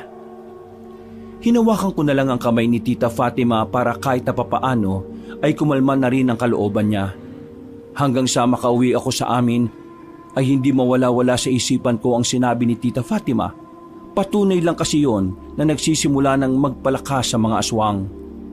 Kinabukasan ay maaga kaming nagtungo sa kitaan namin ni Mang Carpio. Nag-ensayo kami ulit. Marami kaming natutunan sa kanya. Bagay na unti-unti naman naming natututunan. Hanggang sa lumipas pa ng maraming araw, mas naging maalam na rin kami sa mga galaw at bawat kilos kontra aswang. Malaki nang ipinagbago namin sa loob lamang ng isang buwan. Sa pisikal na pangangatawan din namin ay medyo lumakas kami. Nagkaroon kami ng mga muscle na talagang nakatulong para matagalan namin ang matinding pag-iensayo. Sa puntong ito, opisyal ko lang tinatapos ang pagsasanay ninyo. Binabati ko kayo. Ayos! Ibig sabihin ba nito handang-handa na kaming haharap sa mga aswang? Pero huwag ka muna maging masaya. Saka ka na magdiwang kapag nagamit mo na mismo sa mga aswang ang lahat ng natutunan mo. Maraming salamat po, Mang Carpio. Hindi namin inakala na darating ang araw na merong kagaya mo na magtuturo sa amin. Dahil sa inyo, pati ang mga kasama namin ay maalam na rin sa pakikipaglaban. Hindi ito mangyayari kung hindi dahil sa inyo. Lahat ng natutunan ko ay natutunan ko lang din mula sa mga nakatatanda sa akin. Lalo na sa aking lolo. Kaya ipinapasa ko lang ang mga kaalaman na yon sa mga batang henerasyon. Paano? Umuwi na muna kayo sa inyo. At bukas ng hapon magkita tayo ulit. Isasama nyo na ang mga kasamahan ninyo. Sisimulan na nating tugisin ng mga aswang. Masayang nagpaalam sa amin si Mang Carpio. Pinagmasdan muna namin siyang makalayo bago kami tuluyang naglakad paalis. Dakong 6:00 ng hapon, tumunog ang dipindot kong cellphone. Pagtingin ko, hindi kilalang numero ang nagpakita roon. Kaya hindi ko yun sinagot. Bakit hindi mo sinagot? Baka mamaya importante. Hindi ako sumasagot ng mga numerong hindi nagpapakilala. Sagutin mo na, baka mamaya si Mang Carpio yan. Dinala-dala mo pa, hindi mo rin naman pala gagamitin yung cellphone mo. Dinala ko lang naman to para may ilaw tayo sa daan sakaling abutin tayo ng dilim sa gubat. Sagutin mo na kasi. Wala namang mawawala sa'yo kung sasagutin mo. Patay mo kaagad ang tawag kung hindi mo kilala yung nagsasalita. Baka mamaya, pagsisihan mo pa na hindi mo sinagot yan, sige ka. Dahil sa pamimilit nila, ay napagdesisyonan ko na lang na sagutin ang tawag. Pagkarinig ko sa kabilang linya, dumaloy na agad ang kaba sa sistema ko. Hello? Sino to? Dante, tulungan mo ako pakiusap. Alona? Teka, anong nangyayari sa'yo? Merong humabol sa akin. Mga limaw, kukunin nila ako pakiusap. Nasaan ka? Sabihin mo, pupuntahan kita. Nandito ako sa sa may kabilang baryo lang. Dito sa abandonadong factory. Hindi ako makalabas Ang dami nila. Inaanap nila ako. Ako na lang ang kailangan nila. O sige, diyan ka lang. Huwag kang aalis ha. Pupunta na ako. Oh, Ano nangyari, pre? Si Alona, mukhang hinahabol ng mga aswang. Kailangan ko siyang puntahan. Hayaan mo na siya Ron. Niloko ka na nga niyan eh. Kahit na pinigilan ako ng mga kaibigan ko, ay tumuloy pa rin ako. Kung ano man ang ginawa sa akin ni Alona, isinantabi ko na muna yon. Ang malaga sa akin nung oras na yon ay makapagligtas ng buhay. Sumunod din naman sina Nabong at Jerry sa akin kahit banas na banas sila kay Alona. Gamit ang bisikleta ay tinahak namin ang daan patungo sa kabilang baryo na hindi rin naman kalayuan sa amin. Nang matanaw na namin ang abandonadong factory, narinig na rin namin ang mga kaluskos sa paligid. Maging alerto kayo. Pagkakataon na natin to para magamit kung ano man ang mga natutunan natin. Ginawa mo pa ng dahilan yan. Sabihin mo, mahal mo pa si Alona. Kaya natin to gagawin. Pambira ka talaga, Dante. Kahit na tinatarantado ka na, handa mo pa rin ibuwis ang buhay mo para sa kanya. Hindi ko naman kayo pinilit na sumama rito eh. Tapos ganyan na maririnig ko. Umuwi na nga kayo at ako nang bahala rito. Di mo kakayanin na mag-isa. Kaya nga kami nandito eh. Pero lilinawin lang namin ha. Kaya kami nandito kasi ikaw ang dahilan. Hindi yung dati mo kasintana. Shh! Huwag kayo maingay! Tinakpan ko ang bibig ni Jerry nang makita namin ang tatlong lalaki na kakaiba ang kilos. Parang naninigas ang leeg nila habang palingon-lingon sa paligid. Hindi kami pwedeng magkamali. Ang tatlong lalaki na yon ay mga aswang. Kaya naman, marahan kaming lumapit sa kanila habang nakatalikod sila. Nang kakaunting distansya na lang ang pagitan namin, wala na kaming sinayang na pagkakataon. Lusob! Nakipagsagupaan kami sa tatlong aswang. Aminadong kinakabahan pero hindi nawala ang lakas ng loob namin. Mabibilis ang mga nilalang. Kung hindi kami nakapag-insayo, malamang sa malamang ay napatay na nila kami. Pero dahil sa mga natutunan namin, nagagawa namin silang tapatan gamit ang itak na daladala namin. Tinamaan sila sa iba't ibang parte ng katawan. Kaso parang hindi yung naging dahilan para mapatigil namin sila. Kailangan mapatay natin ang mga to bago pa tayo makita ng iba pa nilang kasamahan. Eh di bilisan na natin. Sugod! Muli kaming nakipaglaban sa kanilang tatlo at dahil sa pagmamadali namin, tinamaan na ako sa bandang braso. Buti naman at hindi naman yung sobrang lala. Daplis lang kaya naigagalaw ko pa naman ang braso ko. Makalipas lang ang halos 5 minuto, nagawa na rin namin silang paslangin. Tuwang-tuwa kami dahil yun ang unang pagkakataon na nakapatay kami ng aswang. Parang mas lalo kaming nagkaroon ng dahilan para maging matapang. Tara, pumasok na tayo. Nagmamadali naming pinasok ang abandonadong factory. Binuksan ko kagad ang ilaw ng dipindot kong cellphone para ilawan ang loob. Marahan kaming naglalakad. Nang tutukan namin ang kaliwang banda kung saan nakatambak ang mga kinakalawang na drum, doon namin nakita si Alona, nakasiksik at nanginginig sa takot. Alona, kami to, huwag ka na matakot. Dante! Tara na, umalis na tayo dito. Pero marami sila. Pagala-gala lang sila. Puro babaeng kinukuha nila. Yung isa kong kasabayan sa paglalakad natangay na rin. Natatakot na ako. Sus, arte. Sumama ka na. Hindi ka naman mapapahama kasi nandito na yung tagapagligtas mo. Tagapagligtas mo lang, niloko mo lang. Tumayo ka na dyan. Mas malalagay tayo sa alanganin kapag nagtagal pa tayo rito. Dante, marami sila. Diyos ko, baka magdrama ka pa. Tayo na! Nagmamadaling tumayo si Alona. Kumapit pa siya sa braso ko habang papalabas kami ng factory. Tiningnan na muna namin ang buong paligid. Wala kaming nakitang aswang kaya dali-dali na kaming lumabas.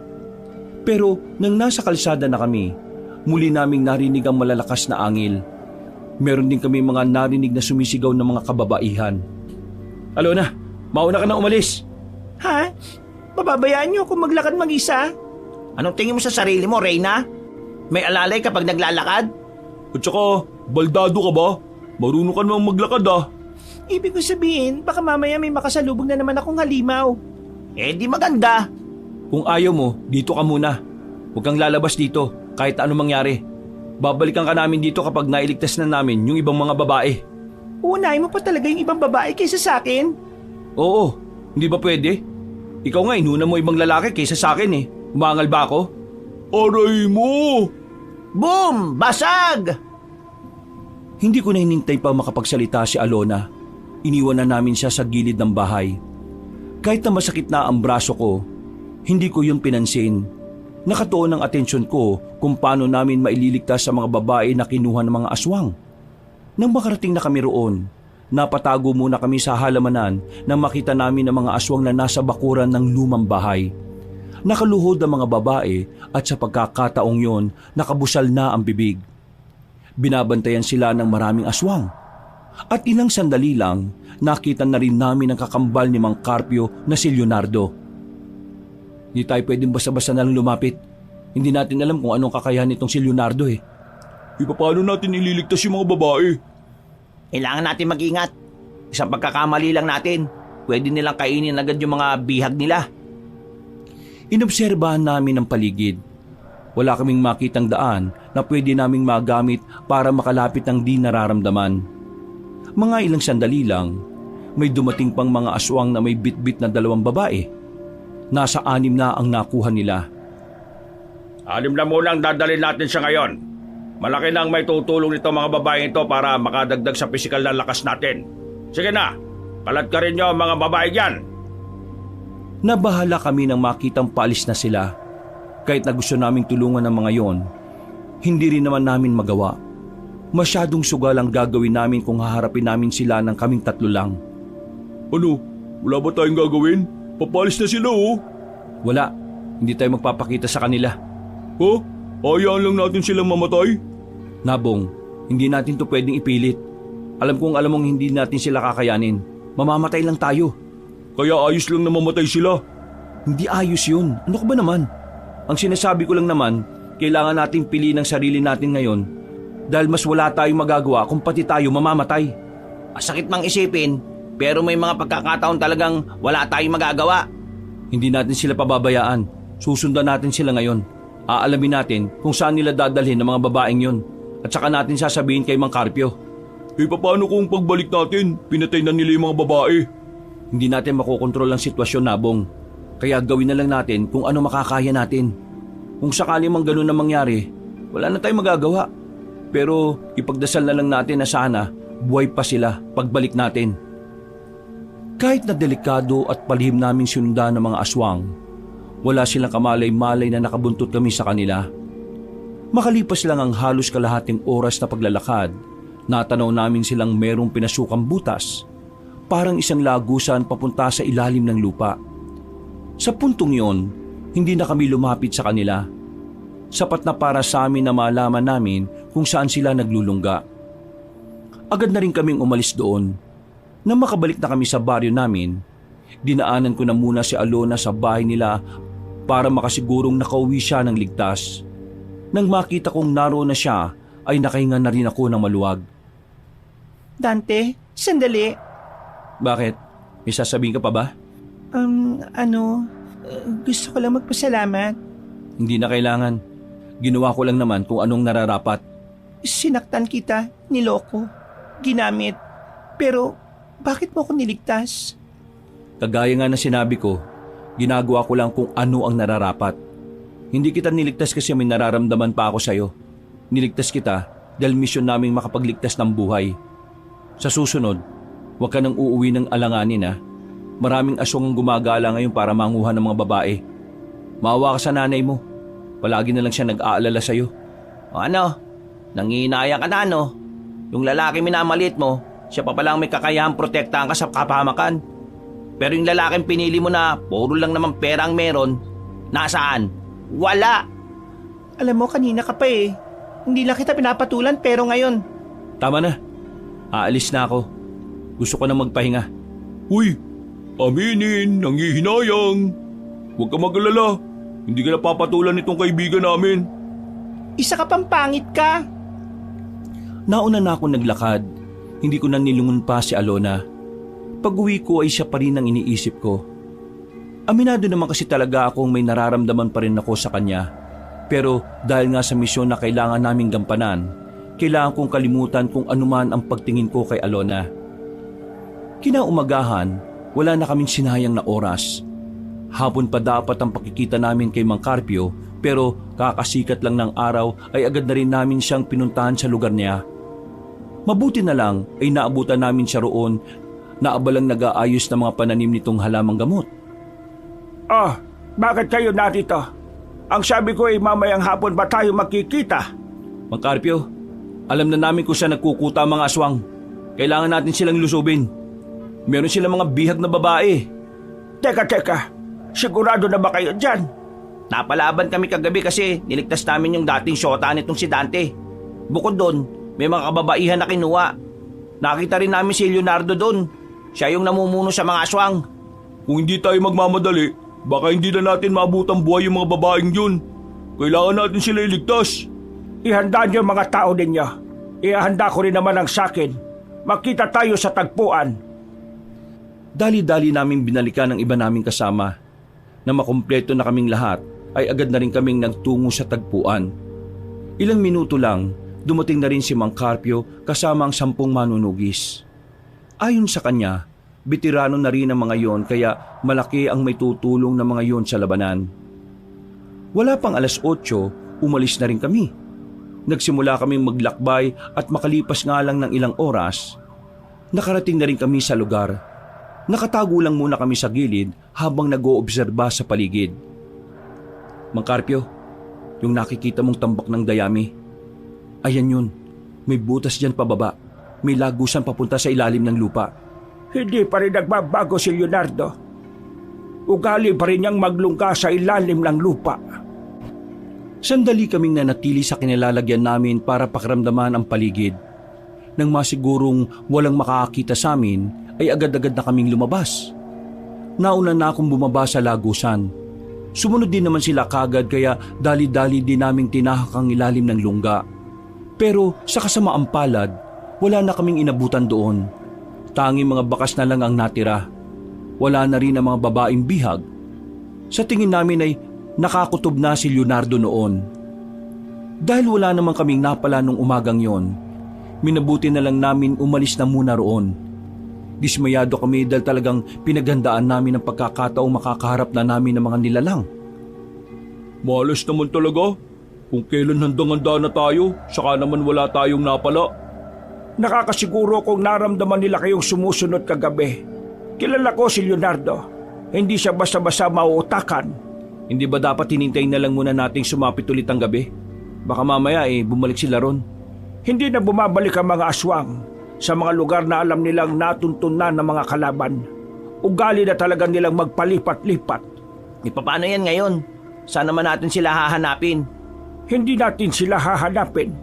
Anong gagawin natin? Maghihintay? Magbabantay. Maghihintay.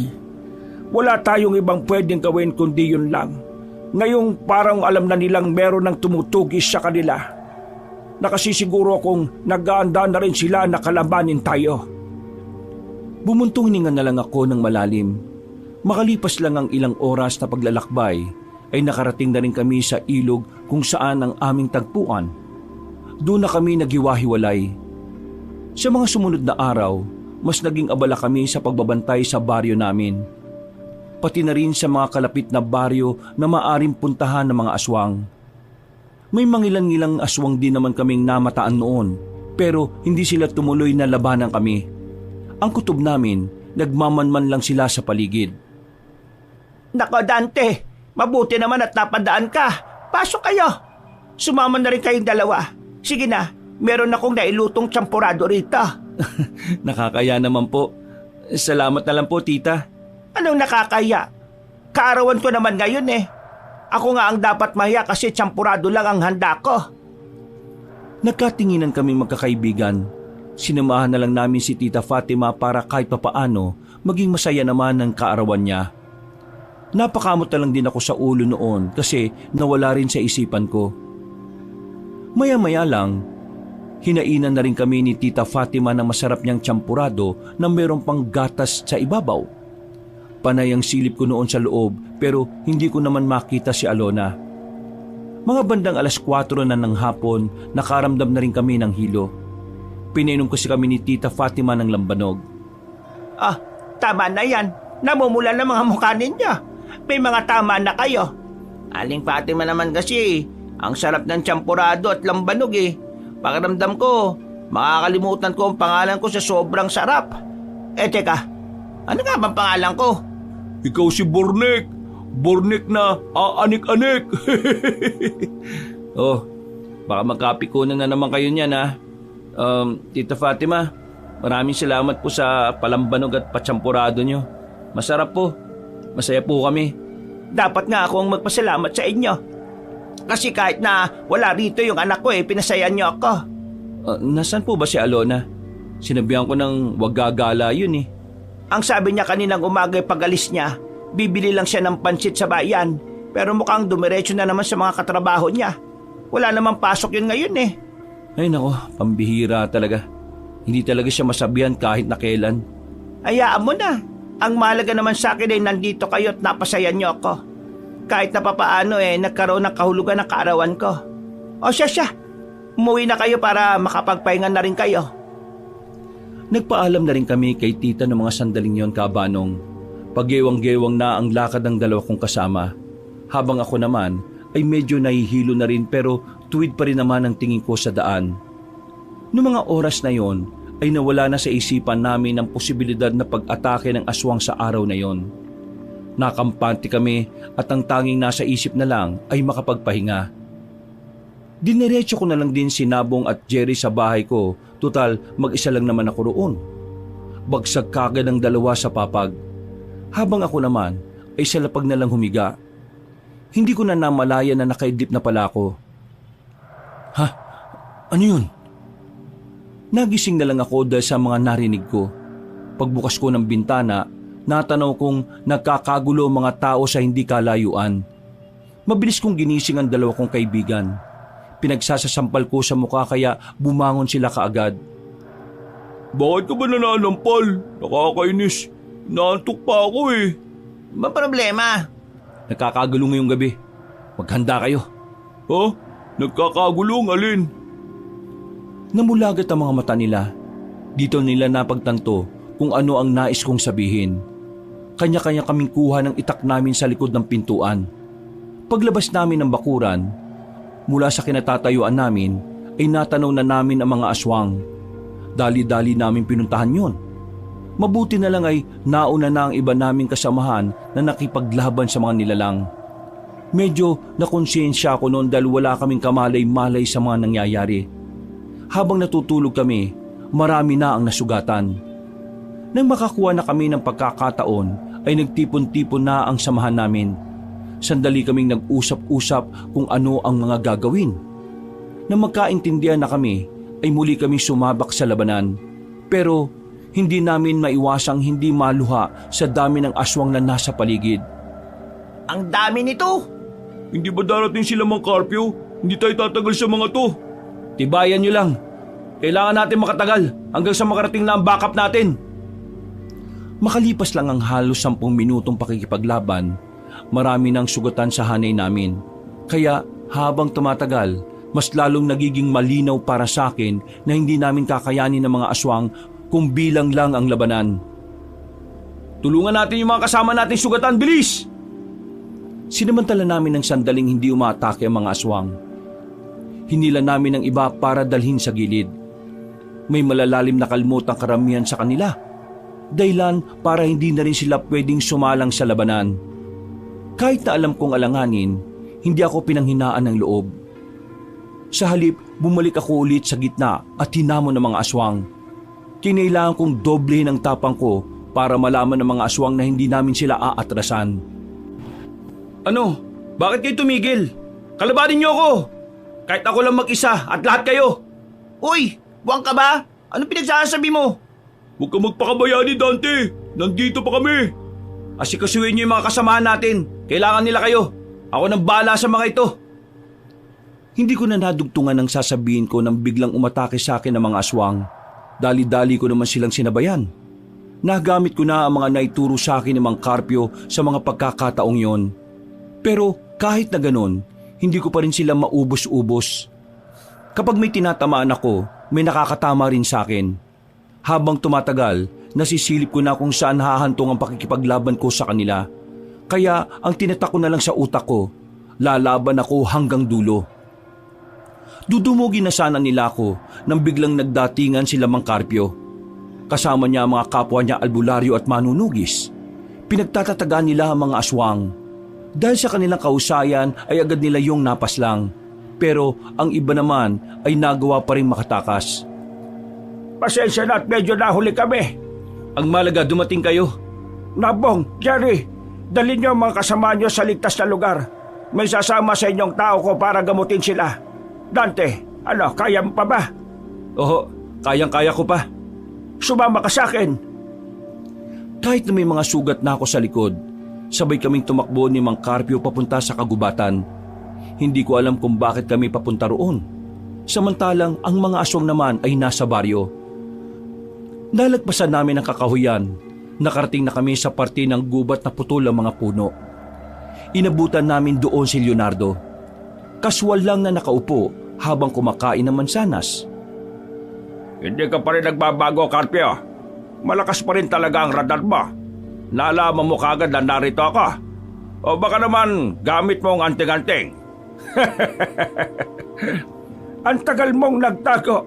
Akala ko pinili mo ng mamuhay ng payapa. Pero ito palang ginagawa mo, Leonardo. Itigil mo na ang mga binabalak mo. Hahantong lang sa kapamakan ng buhay mo. Pambihira ka naman. Mula noon hanggang ngayon, nagpapakakuya ka pa rin sa akin. Ilang minuto lang naman ang tanda mo sa akin. Kung ako sa'yo, ikaw ang tumigil. Samahan mo ako sa mga layunin ko at pagharian natin ang sangkatauhan. Alam mo na noon pa lang, malabong maging parehong pananaw natin. Kaya kung inaakala mong kukonsintihin kita sa kasamaan mo, nagkakamali ka. Hindi kita pinipilit, Carpio.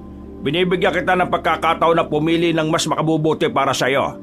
Kung sasama ka sa akin, wala nang makakapigil sa ating dalawa. Ikaw ang pinakamalakas na albularyo at manunugis dito sa atin. Kaya wala na kahit na sinong nilalang na makapipigil sa'yo.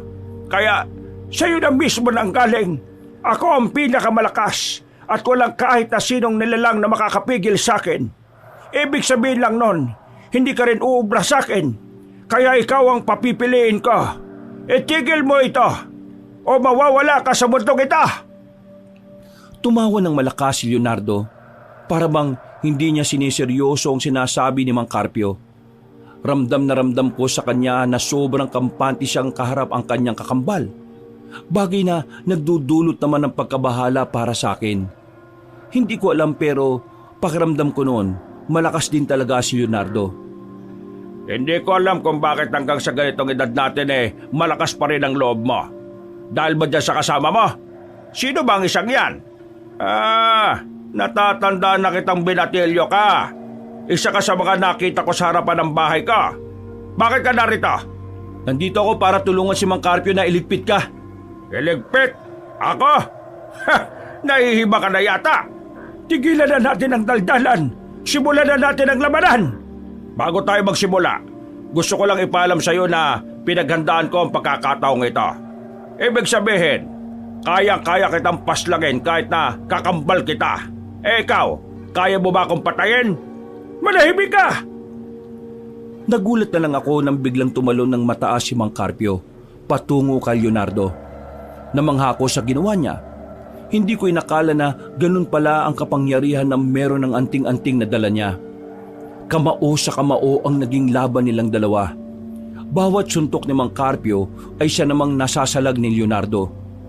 Sa unang bahagi ng laban nila, kitang-kita ko kung paano nakalalamang si Mang Carpio sa galaw at taktika. Walang magawa ang kakambal niya kundi ang umilag lang. Isang malaking pagkakamali mo na binigyan mo ko ng tsansang makaharap ka. Bakit ka nagpapakampante agad? Umiilag pa lang ako, kapatid. Hindi pa ako umatake. Nakakuha ng pagkakataon si Leonardo. Pero sa halip na si Mang Carpio ang aatakihin niya, nanlaki ang mga mata ko nang makita kong sakin siya patungo. Pero dahil maalam na rin ako sa pag-iwas, hindi niya ako nagawang tamaan. Pasimple ko siyang nasugatan sa tagiliran gamit ang hawak kong itak. Tinuruan ko ang batang yan, kaya hindi mo siya dapat maliitin. Wisit! Wisit! Kung yan lang ang kaya mong gawin, hindi ka mananalo kay Mang Carpio. Huwag kang baboses. Marami ka pang kakainin bigas. Tantanan mo siya. Ako muna ang labanan mo. Parang hangin na nakalapit kagad si Mang Carpio kay Leonardo. Dumapo agad ang kamao niya sa panga ng kakambal niya.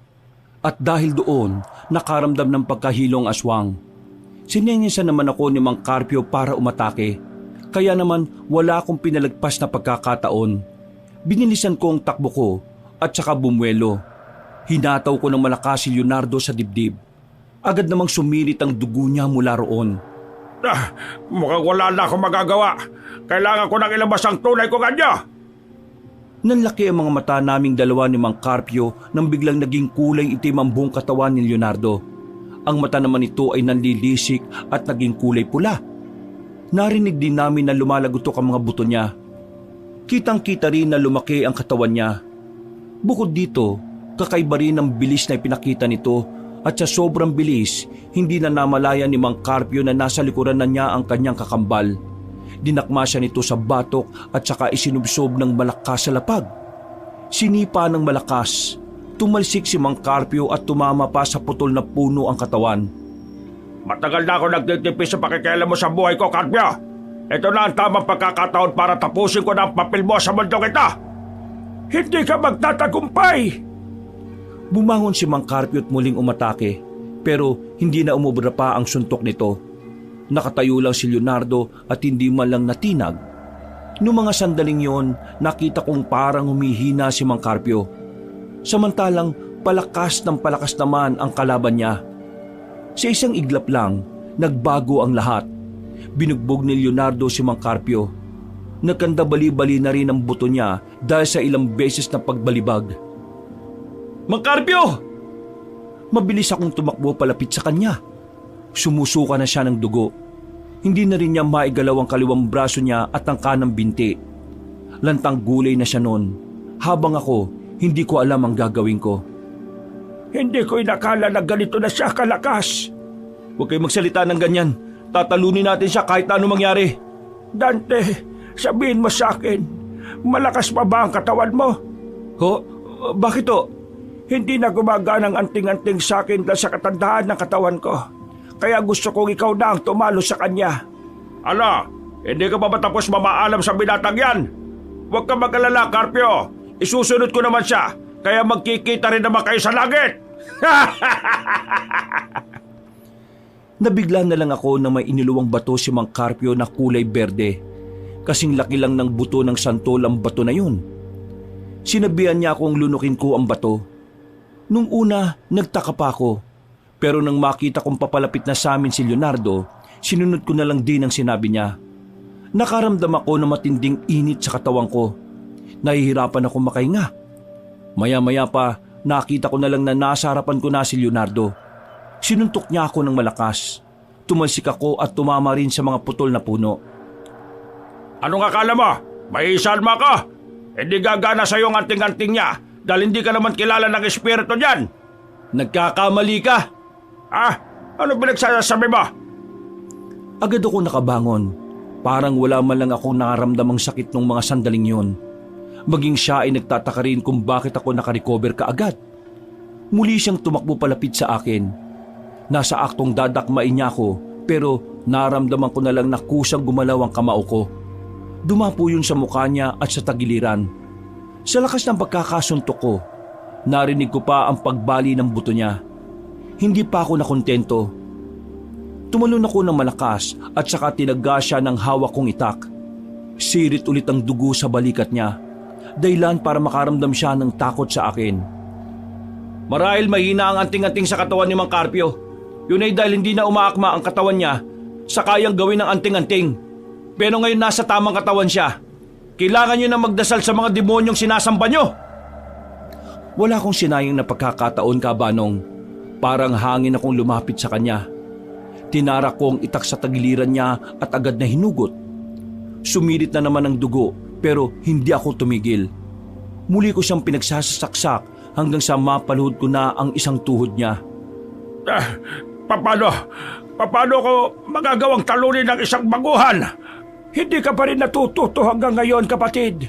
Masyado ka pa rin kampante. Minamalit mo ang mga taong tingin mo ay mas mababa sa'yo.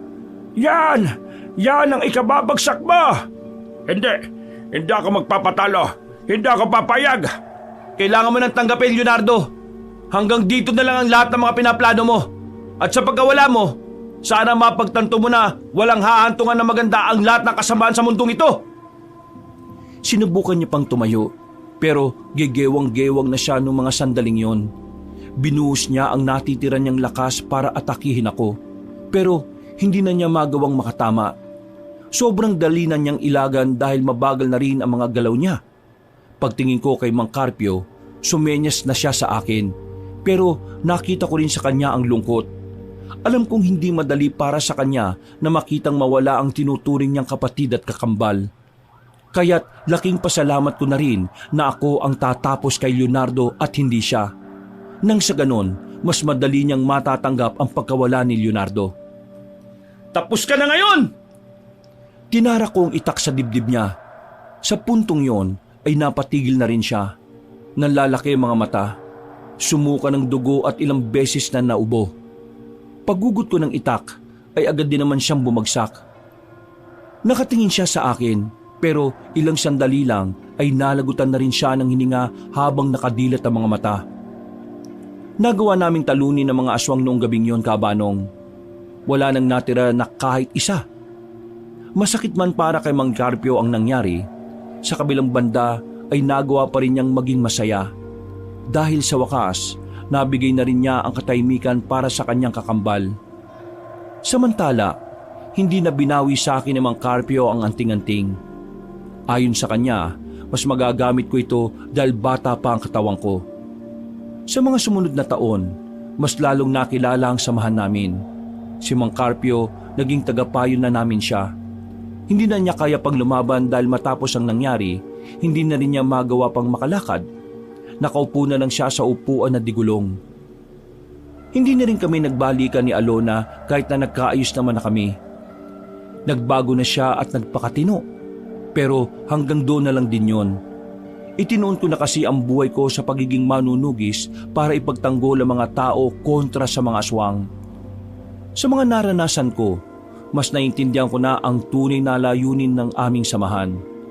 Bukod sa pagkilala, nabuo kami para maging sandalan ng mga taong pilit inaangkin ng kadiliman.